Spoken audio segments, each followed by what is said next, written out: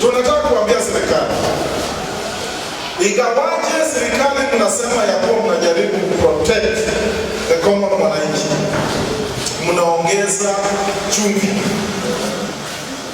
kwenye kidogo, kwa sababu huwa vijana au vijana ni wengi, na hii vijana jinsi wanavyokuja, solution moja tu, tukae nao chini, tusungumze, tuunganishe taifa.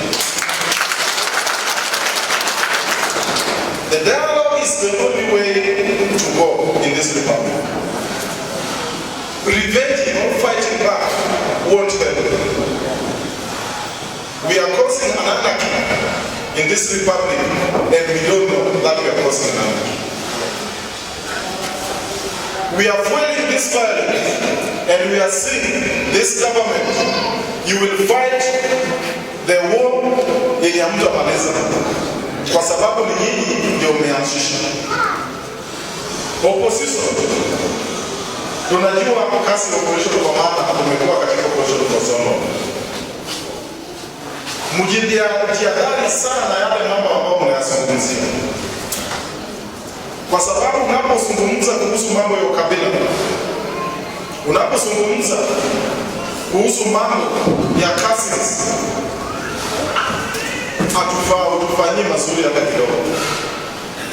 Zungumza mambo ya kuunganisha kichwa ya taifa, watu watembee pamoja. Kwa maana hata wewe kama utapewa uongozi wa nchi leo hii, lakini taifa imetapakaa, kila mtu anaongea yake, hautaweza kuongoza.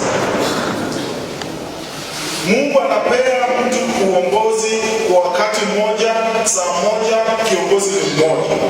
Na kama huwezi ukampea support inayofaa kwa wakati huo, hata yako hakuna mtu atakupea support. Mtu yeyote ambao anaitwa kiongozi,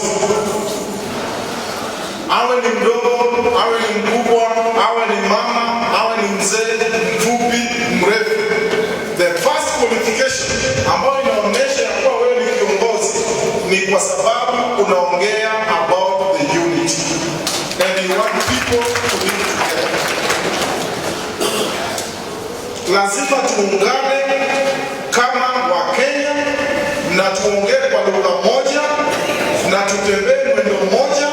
Kama kiongozi wetu ni mbaya, tutakuwa tunamweleza na tunamrekebisha kwa upendo na tunamweleza ya kuwa hapo umeenda vibaya, na siku ikifika 2017 tunapiga kura ya kumtoa, lakini si ya kuchochea watu ili watu wapigane, tuwe tena na shida ambao watu waliweza